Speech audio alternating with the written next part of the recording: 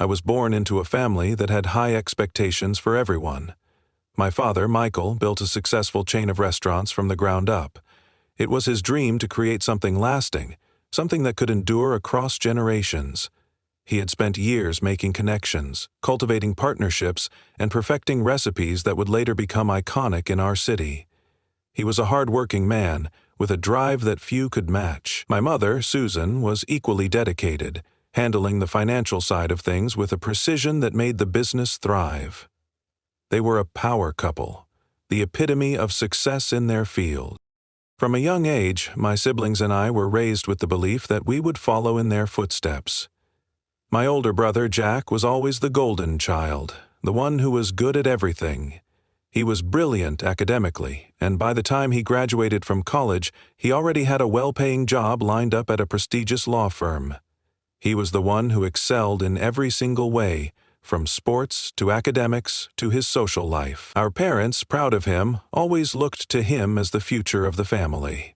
My younger sister, Emma, was also the picture of perfection, a talented artist with a charm that made her popular with everyone she met. She was always the sweet one, always agreeable, always polite, the one who would surely be the perfect face for the family business. Then there was me. I had always felt like the odd one out. I wasn't like my siblings. I wasn't exceptional at anything, or at least I didn't think I was. I was quieter, less driven, and definitely not interested in the same things my family was. While Jack was deep in the books, preparing for his future in law, and Emma was off to gallery openings and high society art events, I spent most of my time trying to figure out what I really wanted. I didn't want to follow in their footsteps. The idea of becoming part of the family business made me anxious. I felt trapped in their shadow, where I was constantly compared to their successes. There was always an unspoken pressure to perform at their level, to excel in ways I couldn't comprehend. Even when I worked at our family restaurant during summers, it was never enough. My parents would encourage me to take a more active role, but I didn't feel any connection to the business. I didn't understand the intricacies of running a restaurant the way my father did, nor did I have the natural leadership skills that Jack seemed to inherit. I tried my best, but it always felt like I was just going through the motions, filling a space that wasn't truly mine. At family gatherings, my parents would talk about expansion plans, new recipes, potential locations. Jack would chime in with legal advice, and Emma would talk about marketing strategies and branding. I sat there, quiet, unsure of what to add. I'd offer my thoughts occasionally, but they were usually dismissed or overlooked. "You don't really get it, do you?" my father once said to me, his tone sharp. "This isn't just about ideas, it's about hustle, hard work, and the ability to lead."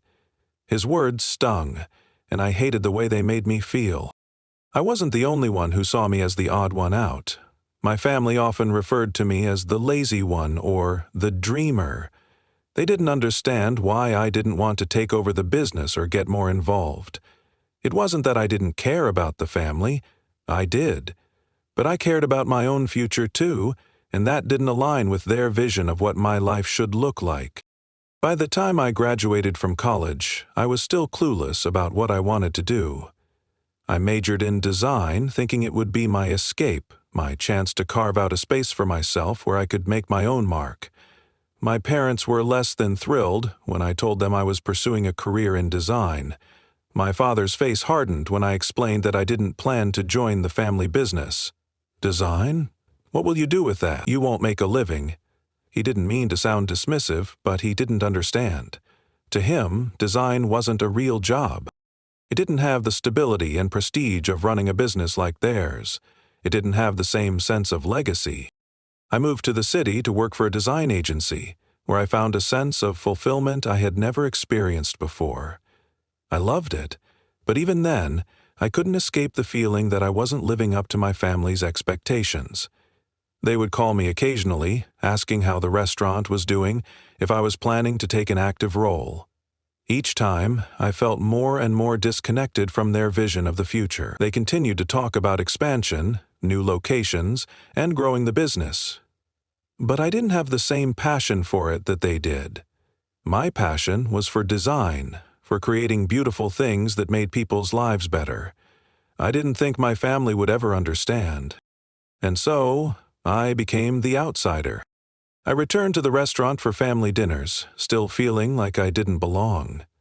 Every conversation seemed to revolve around the business, how the new menu was performing, how much money they were making from the last marketing campaign, and how things were looking for their next big project.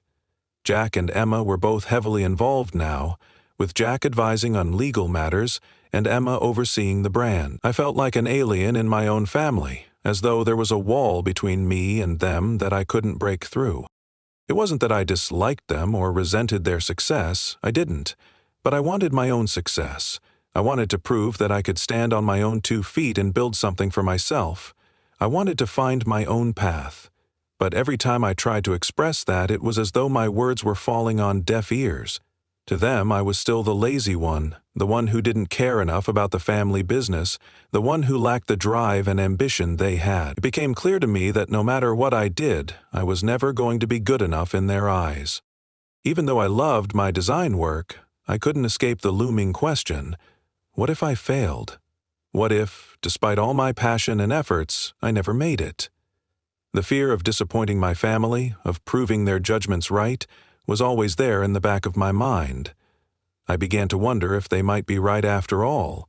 Maybe I was too lazy, maybe I wasn't ambitious enough to make my mark. But deep down, I knew that wasn't true. I was just different. My talents didn't lie in the same places theirs did. My father and siblings never acknowledged my talents, never gave me the credit I deserved. But I was determined not to let their opinions define me. I might not have fit into their world, but I would create my own. It took me a long time to realize that just because I wasn't following the exact path they laid out for me didn't mean I was failing, it meant I was finding my own way. But at that moment, I wasn't there yet.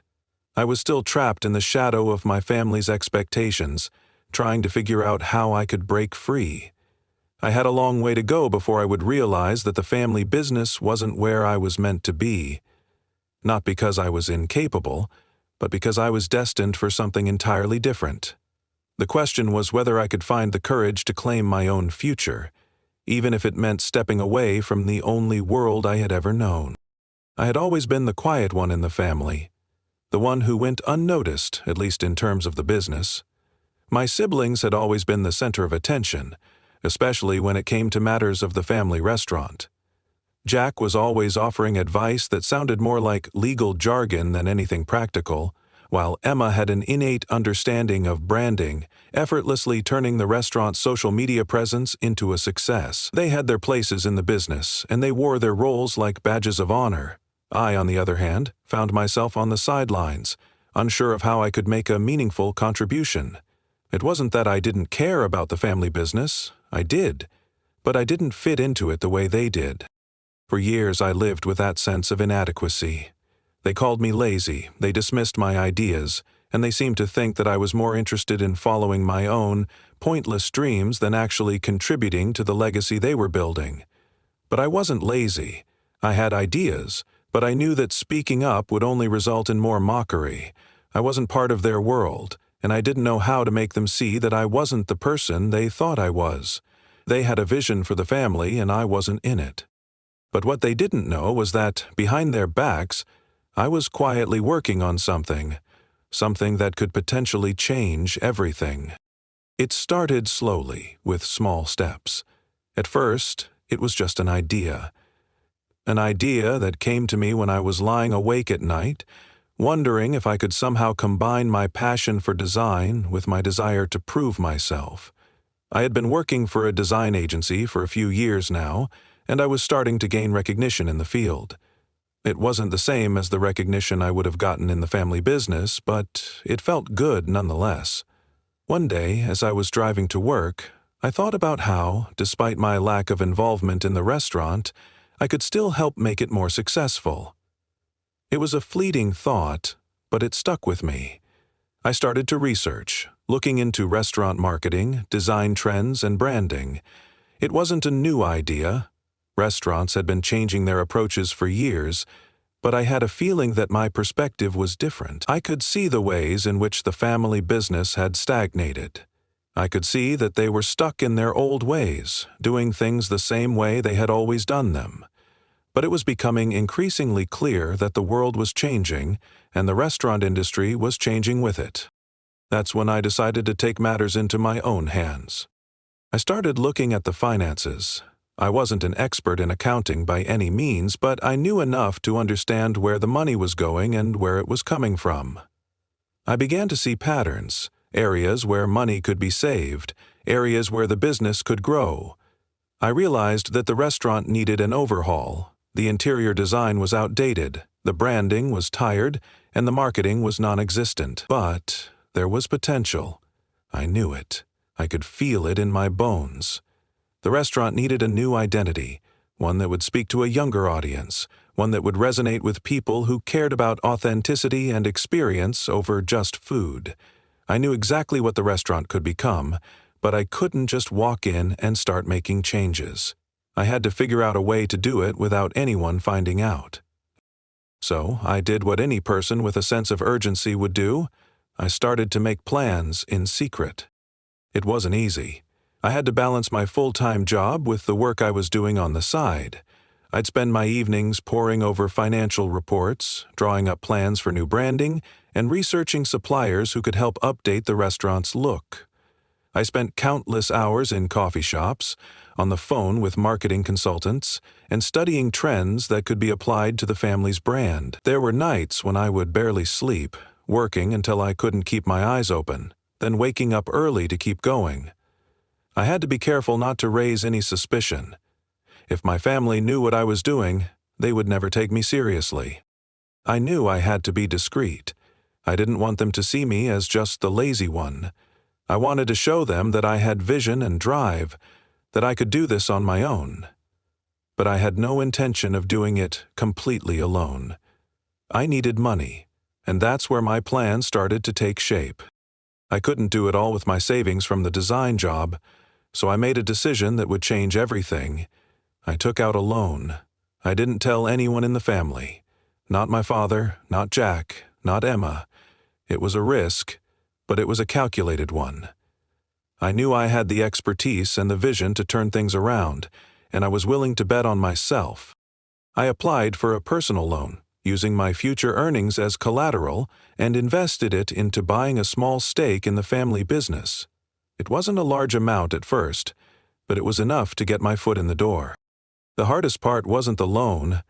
It was keeping my involvement under wraps. For months I worked in the shadows. I'd make small changes at the restaurant, testing new ideas, working on rebranding materials late into the night. I'd get feedback from customers who seemed more interested in the subtle changes I'd made than anything else. It wasn't immediate, but there was a shift. The restaurant felt fresher, more inviting. I began seeing the kind of customers we had lost years ago. Young professionals, foodies, people who were looking for more than just a meal. They were looking for an experience. The new logo I had designed, the modern aesthetic, the menu tweaks, it was all starting to come together. But it wasn't just about the look of the place. I started looking into the way we were handling marketing. I had a few connections in the design world, and I reached out to them for advice on how to create a stronger online presence. I pushed for social media strategies, and I helped bring in new photographers to capture the restaurant in a more dynamic light. Slowly but surely, we started seeing an increase in foot traffic. I started to get a sense that maybe, just maybe, I was on the right track. But the family still had no idea. And then, one day, something happened that would change everything. It was just another regular Sunday dinner at the family house. My father was sitting at the head of the table, as always, talking about the future of the business. Jack and Emma were deep in conversation about potential expansion, and as usual, I sat quietly, listening but not really participating. It was always the same. But this time, something felt different. My father turned to me and said, "You know, we've been talking about the future of the business, and I think it's time to pass it on. But we need someone who understands how to keep it going, someone who knows how to take this business to the next level." He wasn't looking at me. He was looking at Jack, who had just returned from a legal seminar on business mergers. But in that moment, I knew it was time to reveal my secret. I had been working on this for months, and now it was time to show them that I was more than just the lazy one. I leaned forward. "Actually, Dad," I said, my voice steady despite the nerves swirling in my stomach, "I've been working on something too. I've been making some changes in the business, and I think I can help take it to the next level." The table fell silent. My family stared at me, not understanding what I was saying. I could see the confusion on their faces. They weren't used to hearing me speak up like this, especially when it came to the family business. But I wasn't done yet. I reached into my bag and pulled out a folder filled with the financial reports, designs, and marketing strategies I had been working on. "This is what I've been working on," I said. "I've invested in the business and I've been making changes. I think you'll see the potential. The numbers are up, the branding is refreshed, and we're starting to attract a new crowd." My father's face went pale as he flipped through the folder. Jack and Emma looked at each other, and the room felt like it was holding its breath. "Are you telling us that you've been doing this behind our backs?"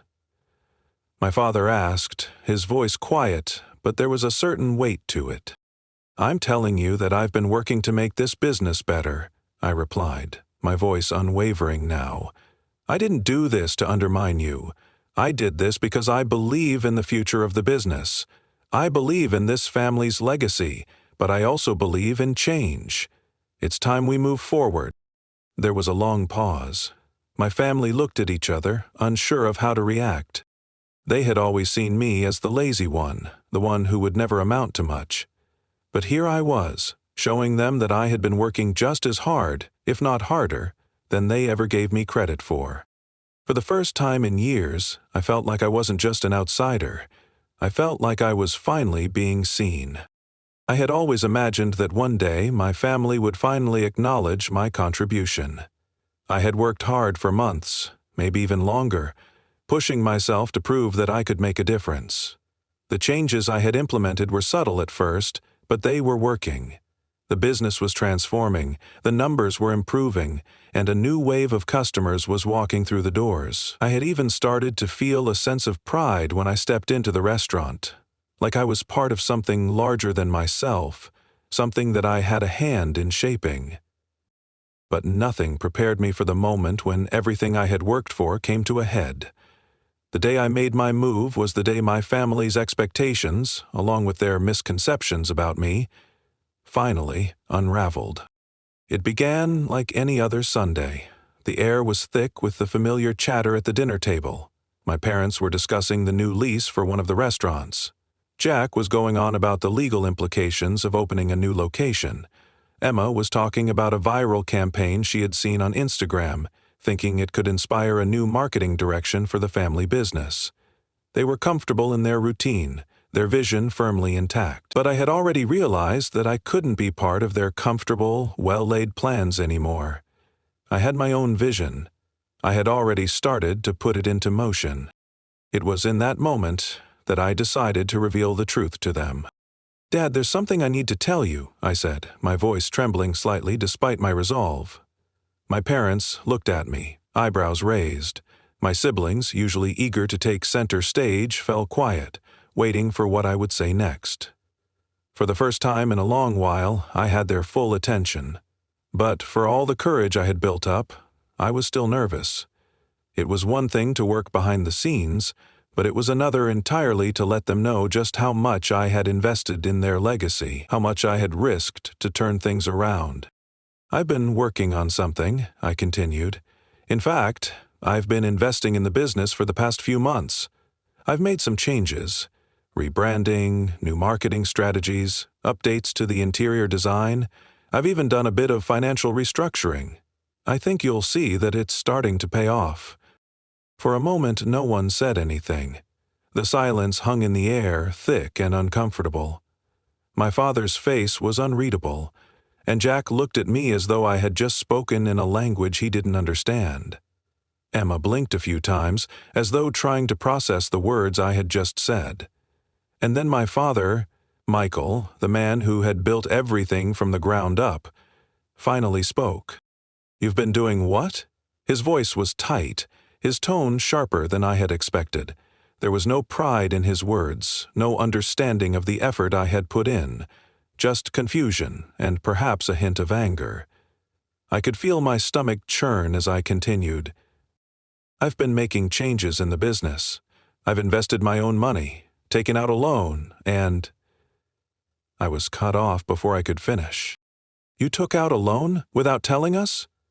Jack's voice was incredulous, his face flushed.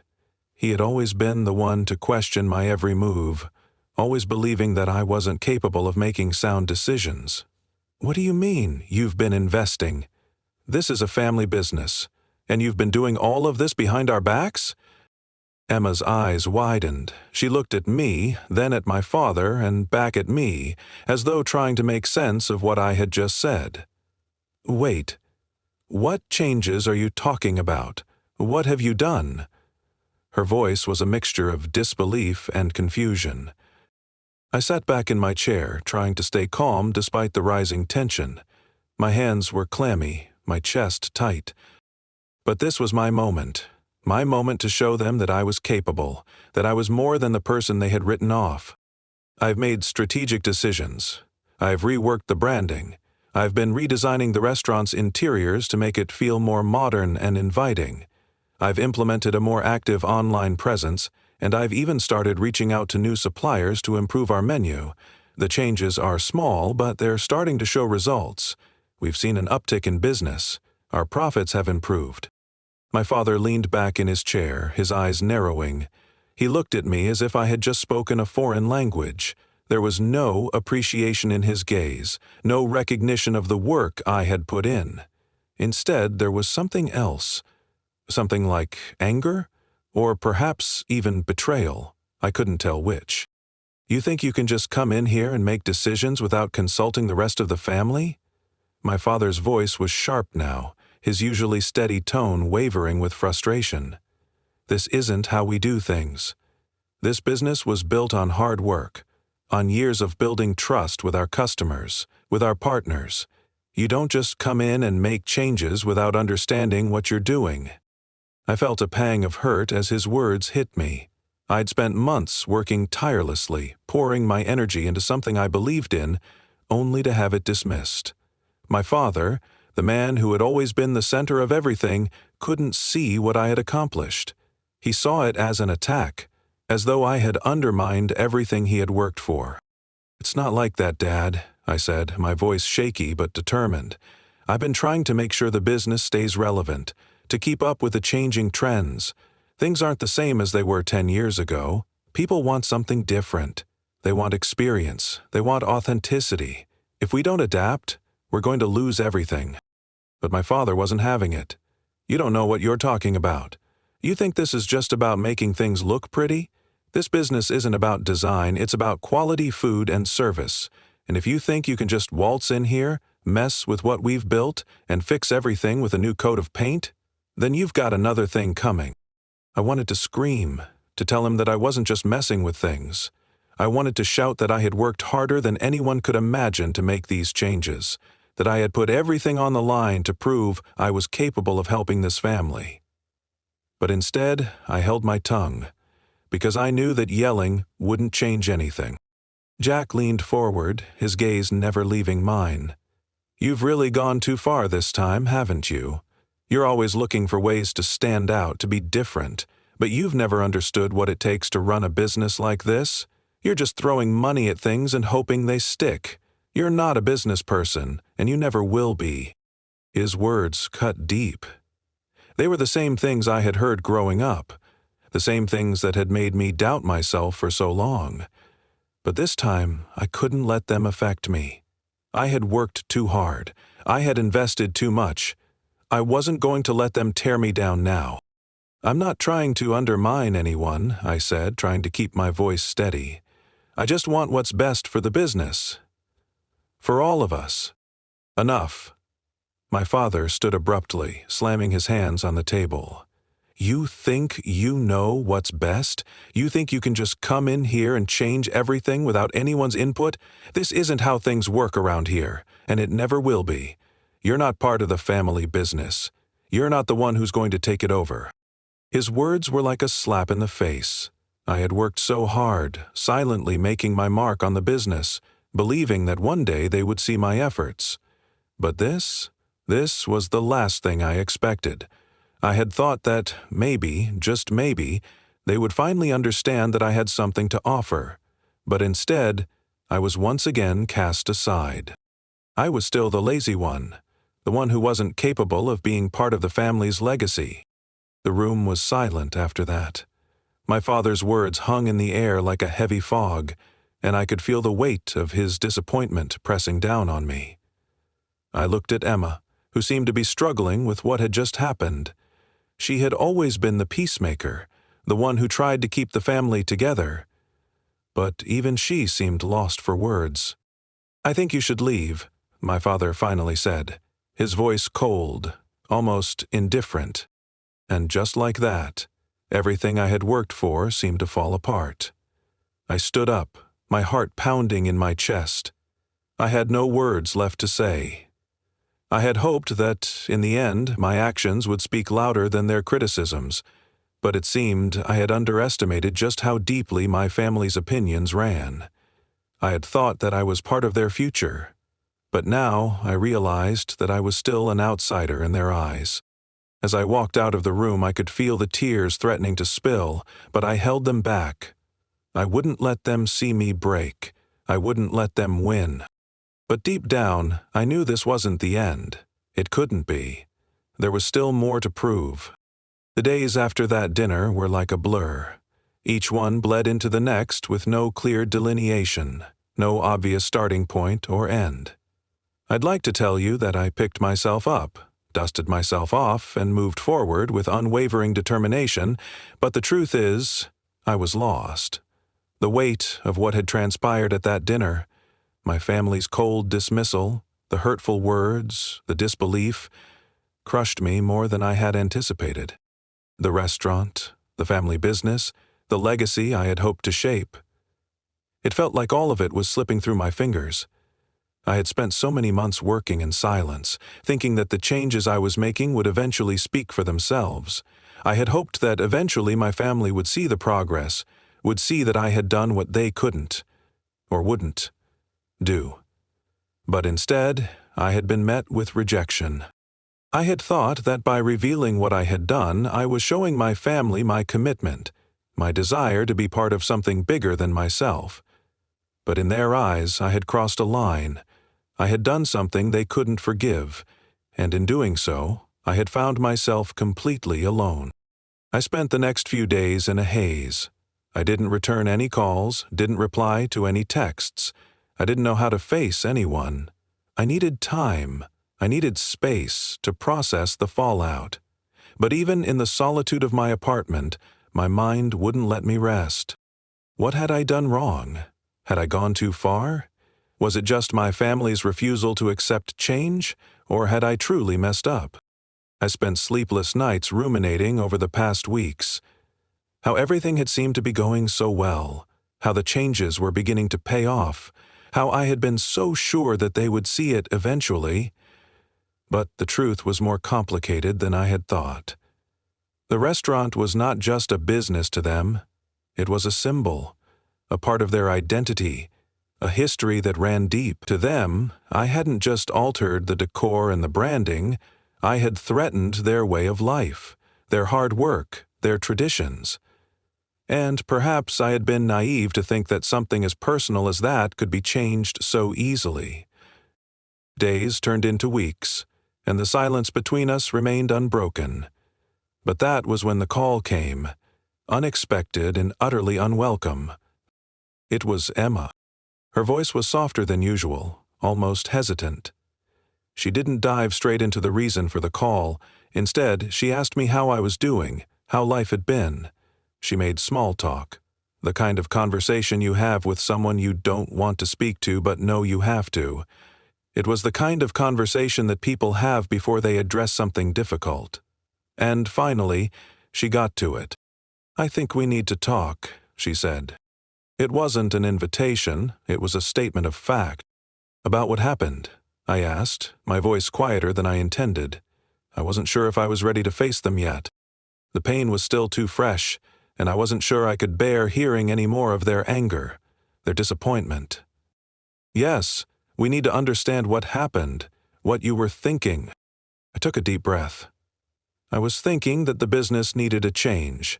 I was thinking that if we didn't do something, we'd fade into irrelevance. I was thinking that I could help. "You could have helped," she said softly. "But the way you went about it, you shut us out, made decisions without involving us. That's what hurt, you know." I felt my heart squeeze. I didn't think you'd listen if I tried to explain. I didn't think anyone would take me seriously. "And you were wrong," she replied, her voice sharp now. "You could have spoken to us. You could have involved us. But you didn't. You did everything in secret. You made us feel like we weren't part of it, like we weren't enough." I bit my lip, suppressing the tears that threatened to fall. I hadn't meant for it to turn out like this. I had only wanted to help, to be seen as someone who could contribute in a meaningful way. I had made all the changes with the best of intentions, but I hadn't considered the emotional weight those changes would carry for my family. And I had underestimated how deeply ingrained the restaurant's identity was to all of us. "I'm sorry," I said quietly. "I never meant to hurt anyone. I only wanted to make things better." She paused, the silence stretching between us. "I know you did. But it's going to take more than just words to fix this." I swallowed hard, fighting the lump in my throat. "What do you want me to do? How do I fix this?" There was a long pause on the other end of the line, as though Emma was weighing her next words carefully. Then, finally, she spoke again. "We need to talk about the future, about where we go from here. We need to see that you really understand why the family business means so much to us, why it's not just a project for us. It's our legacy. It's everything.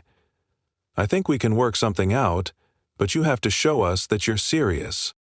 I nodded, though I knew she couldn't see me. I wasn't sure what "showing us you're serious" meant yet, but I knew I had to be patient. If I had any hope of finding a way back into their good graces, I had to prove to them that I understood what they needed, not just what I wanted.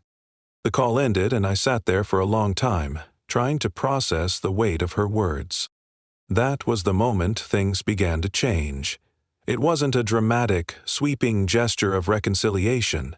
There were no heartfelt speeches or tearful apologies. What followed was far less glamorous. Just quiet, steady work. It took time, but I began the process of rebuilding the trust I had broken. I reached out to my father first. I had never been the one to initiate a confrontation, but this time, I knew I had no choice. I couldn't sit by and wait for him to come to me. He was the patriarch of our family, and I needed to show him that I understood what had gone wrong. It wasn't easy. His initial response was defensive, more angry than anything else. But after a long, uncomfortable conversation, I slowly began to understand the depth of his feelings. The restaurant had been built with his hands. It wasn't just a business, it was his life's work, his pride. To him, it was something that required careful stewardship, not sudden changes. He didn't want to risk what he had built, and he didn't want to watch someone, especially his own daughter, come in and change everything without thinking of the consequences. I explained my side as best as I could. I told him about the research I'd done, the customers I'd spoken to, the shifts I had noticed in the industry. I told him I wasn't trying to erase everything he had built, but I was trying to protect it, to help it grow, to keep it relevant.